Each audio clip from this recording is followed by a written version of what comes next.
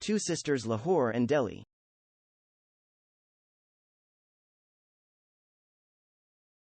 I always imagine the Delhi Gate in Lahore and the Lahore Gate in Delhi to be linked portals.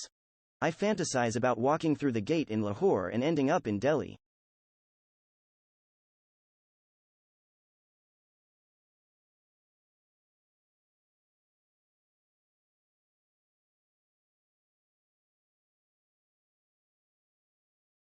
Delhi and Lahore have a relationship akin to that of two sisters torn apart by a catastrophic family episode. Having resided in both the cities, I'd like to think of myself as being qualified enough to evaluate what these cities have to offer. Just like how the Badshahi Mosque is in Lahore and New Delhi has an abundance of stray dogs.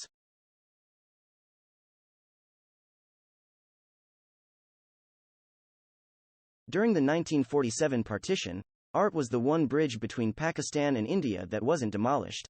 In my first week in school, a classmate approached me asking about Pakistani television drama serials, leaving me in awe at her extensive knowledge about Pakistani actors. Considering both cities consume the same media, Bollywood movies and Pakistani dramas, it's a given that they understand each other's language. The oral language of Lahore and Delhi is identical with a sprinkle of some classic Sanskrit words in Delhi and some poetic and Persianized Urdu words on the tongues of Lahorites. Lahore leans towards a more Punjabi culture with Punjabi lingo often heard on the streets, while Delhiites fall back on English to upskill towards contemporary culture. Contemporary culture brings me to my next matter regarding the vantage point on modernity, which becomes more interesting when you also compare class. The inequitable distribution of wealth is equally perturbing in both cities. The World Bank data shows that in 2011, 7.9% of Pakistan's population lived at $1.90 a day compared to India's 21.2%. However, that same year, 36.3% of Pakistani population fell under national poverty lines juxtaposing with 21.9% of Indians. This leads us to believe that Lahore has less extreme poverty but has more poverty overall. Delhi and Lahore seem to have an equal amount of beggars, but the dwelling places of beggars in the former is right next to some roads and the austere condition can be vouched for by any passerby. The curious thing about the people included in the percentages in both cities is their way of thinking. The underprivileged in Delhi work hard to learn English and they thrive in Western clothing. Yes, there are a few women who still prefer saris and toe rings over t-shirts and jeans, but it is a rare day in Delhi when I see a man wearing his traditional kurta shalwar. My encounter with an Indian maid allowed me to inquire about her children's education, and she proudly told me that she had sent them to an English medium school. On the other hand, the Lahorite women stick to their good old kameez and dupatta and most men wear shalwar kameez with pride. Are the Lahorites more rooted? Are the Delhiites more adaptive? Contrastingly, the ruling elite of both cities are on the same page. The well-off travel to exotic locations and have mouthwatering meals.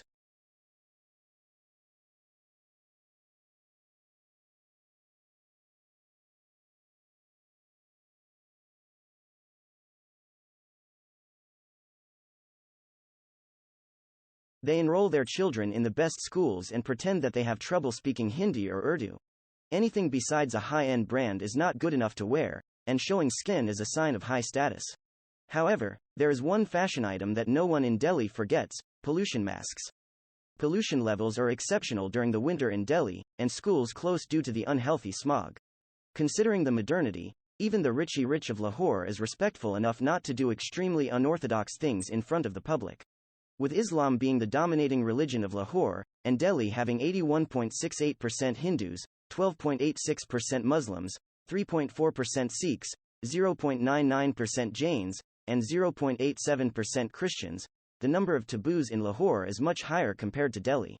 The stares of men and frowns of women are ample in both cities, but somehow New Delhi is more open-minded as a whole. Maybe it's the women driving scooters, motorcycles, and wearing what they please, or maybe it's the cosmopolitan environment. You often tend to interact with foreigners and familiarize yourselves with a variety of cultural and ethnic backgrounds. Irrespective of this, Delhi will lack one thing: the sweetness in their voice when they invite you over. And that is exactly what's abundant in Lahore. When an outspoken Punjabi, Lahori auntie, offers you food, you have to eat.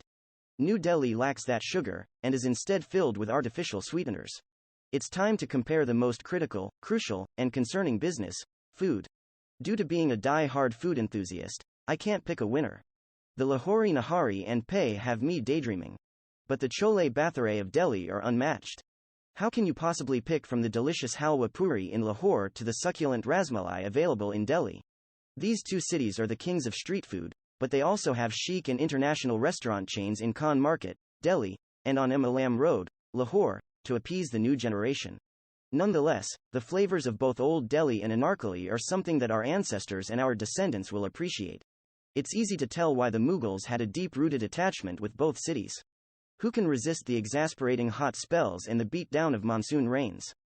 Despite seeing a dozen men relieving themselves in secluded spots in one car ride in Delhi, or pretending the blares of rickshaws are music to one's ears in Lahore, I wouldn't hesitate to say, Ye sher nahi, mehfil hai.